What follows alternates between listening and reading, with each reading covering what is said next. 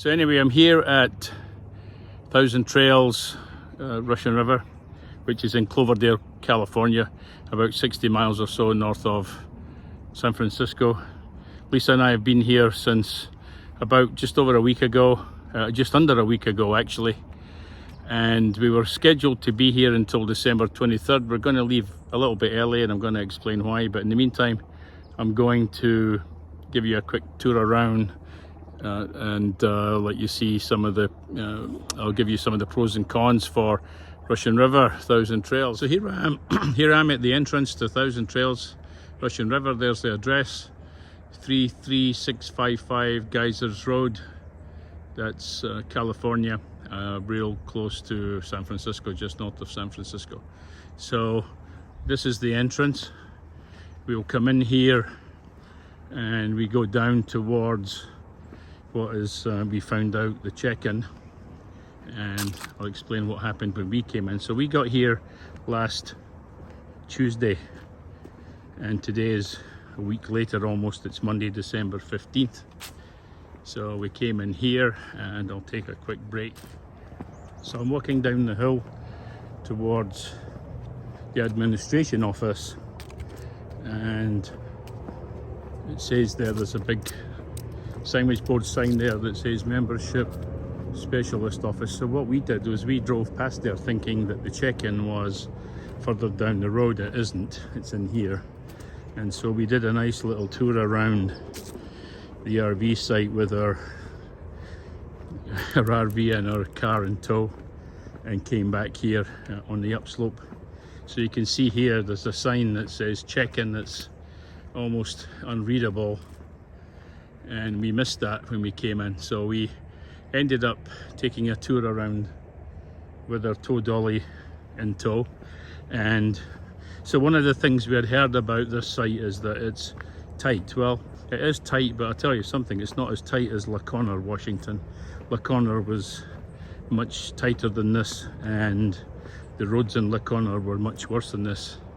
This Russian River campground has concrete or tarred main roads, including the pads. So the site pads are level and tarred, which is great. A couple of the disadvantages are that the sites are all 30 amp only and there is no sewage. However, they do offer a mobile honey bucket service which comes round on Tuesdays and Fridays.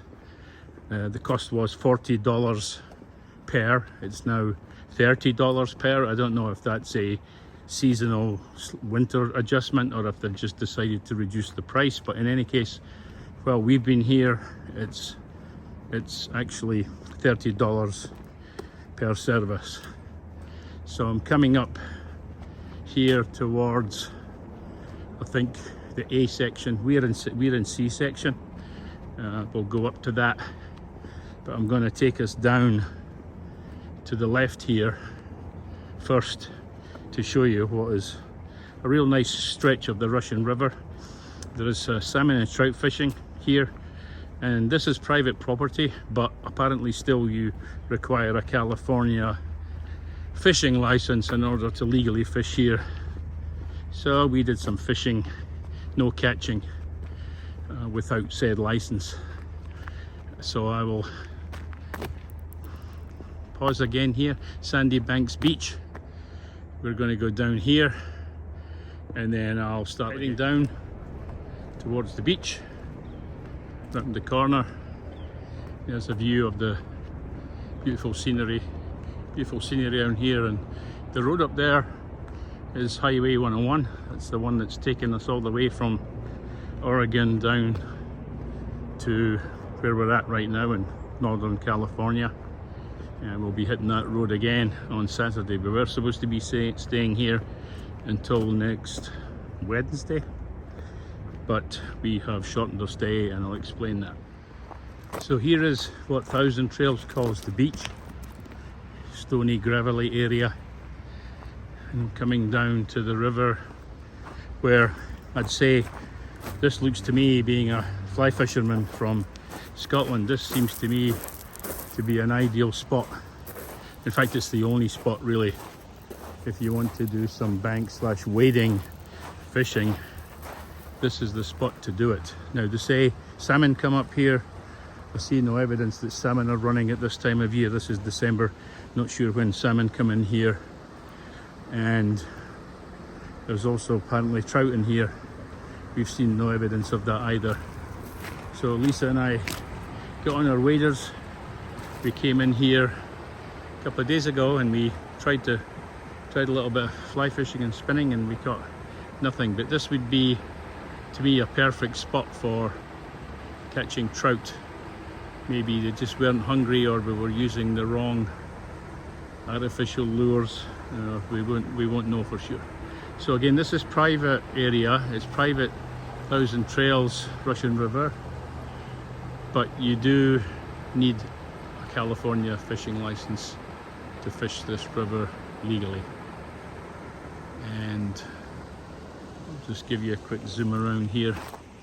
This would have been down there, would be a nice area down there also, I think, for catching trout at least, but you can't get across there. I don't believe we can get across there. That water looks like way deeper than 6 feet, so I wouldn't even give it a chance. But we haven't seen yet any evidence of fish, but it does look like a perfect spot for catching trout. Maybe more luck in the summer. So we got here too late. It's December, the weather is turning, it's getting real cold at night. By cold I mean around 45, 44, 43 degrees Fahrenheit at night, which is pretty cold. And again, one of the reasons why we ain't staying here, and I'll explain more of that later. So I'm gonna give you a quick zoom around here. And I came down that hill. There's a little tent site there at the top. That green area is a tent site, and I think when this thing's in flood, when the rains come, I can imagine that this whole area is actually going to be underwater.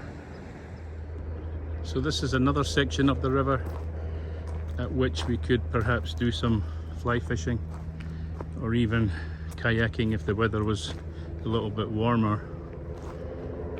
It's a bit more, the bank is got a lot of trees here, so if you're gonna fish here, for us you're gonna have to wade out a bit. I don't think, in my opinion, that this area is going to be great for catching fish if I know my areas properly. But maybe up there, if I was willing to walk up there to that riffle area up there, then maybe we could catch something. And I'll just do a quick zoom around just to let you see what's going on. Heading down that way is to the beach area that I just came from, that I filmed already, and then just walk up there, and then to the left is back up the hill towards the campground.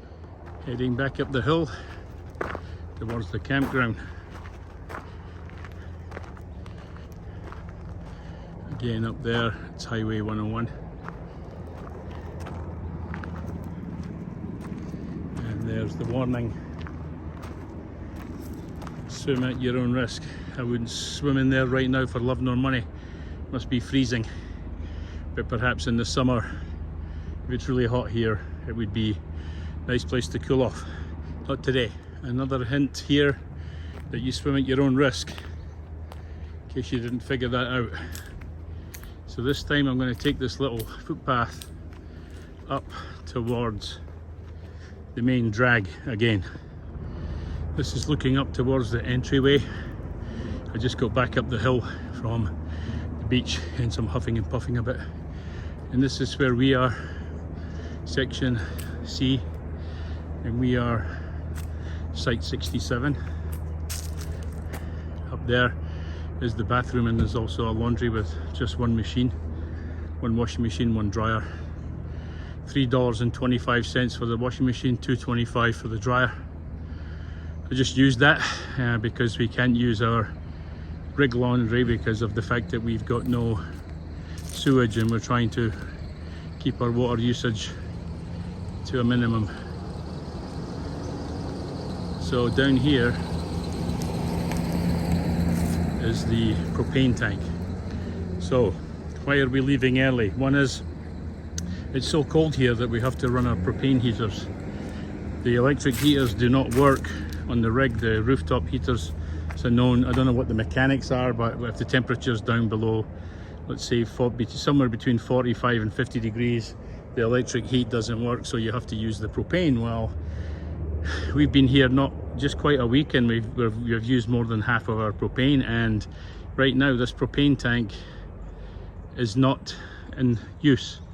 They told us it would be fixed this week, but in any case, even if I come down here, you know, we come down here and we have to fill up.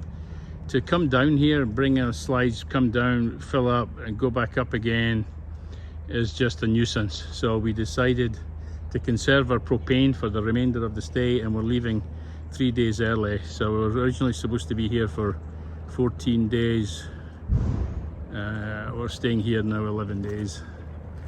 And let's just see up here, this is section D going up the hill, and back round to section C. So we're leaving because 30 amp only. That means, by the way, 30 amp really means we can only use one heater. Even when we can use the heater, we can only use one. I've already tripped the 30 amp outside breaker like 3 times because I was running a heater, and then I turned on an electric kettle, and then we had a hair dryer going or something, tripped the 30 amp. We have to go outside and reset it. All of that's annoying, and again, having to conserve water, so I'm showering in the outside, the external showers. The good news is that the showers are very clean and well kept, but I've been using the out shower to save us water. And anyway, that's why we're to section D again. This is, I think that's the exit, supposedly the exit from section C. We actually went in that way because our rig's pointing in the wrong direction, but I'll explain that. So section D is up the hill, and I'm hearing that cell service is better up here. We've got good enough service. It's not great, but you can watch movies, which is all we're interested in. As you can see, the pads are concrete, or at least paved. If it's concrete, but the pads are paved. One of the, well, I would say negatives is the pads are very close together, so, and small. So you need to go slow and steady to get in, and they're tightly bunched together, so not a lot of overall privacy. This is recycling and trash, one of them. There are several of these throughout the park. Anyway, I'm not going to go all the way up here again. I've already done it, but just letting you know kind of what's what. Very picturesque park, I have to say.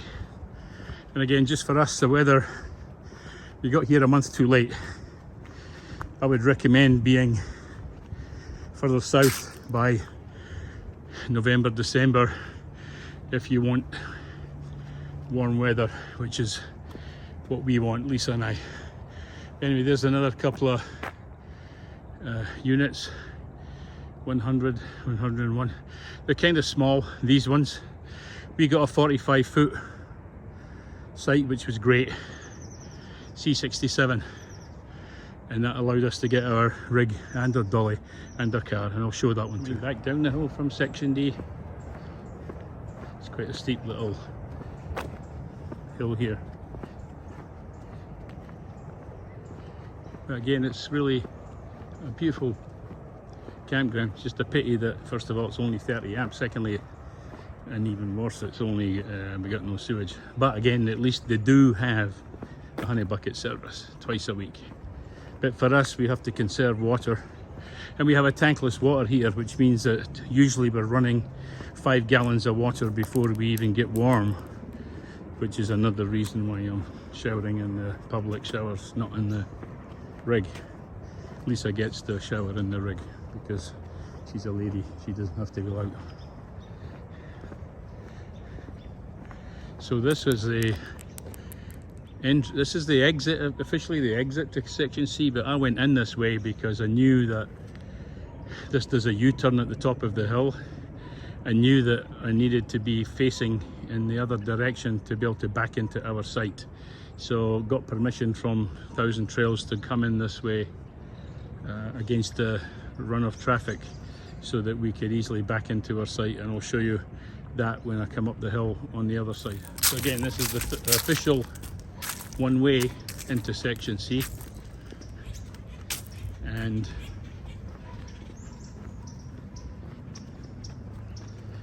again, it's a beautiful campsite. Right now it's about 60 degrees Fahrenheit. I'm walking around here with denim jeans and a t-shirt because it's not cold.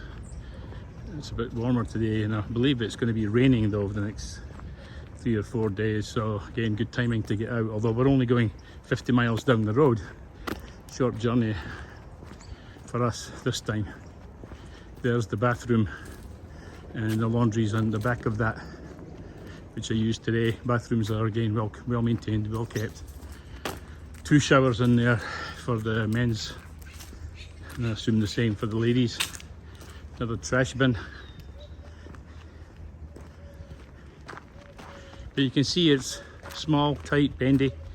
Not as bad as Lacona's the worst, I think, campground that we've done for tightness and trees. So was Lake Whitney in Texas. But this is tight, but you just go slow. It's all good. These are the cabins up here. The rental cabins, and there's Bonnie. And as you can see, maybe from here, if I had come up this way, it would be very difficult for me to back in. So I came in the opposite direction coming down this hill, and I stopped here so that I was able to back in quite easily. So I've got the car and the rig, and there's our kayaks, which we won't be using until summer, I think. And there is the dolly, which again, that's another story. Wrecked, damaged the dolly, damaged the car, caused us a little bit of angst. But here we are, back at the ranch.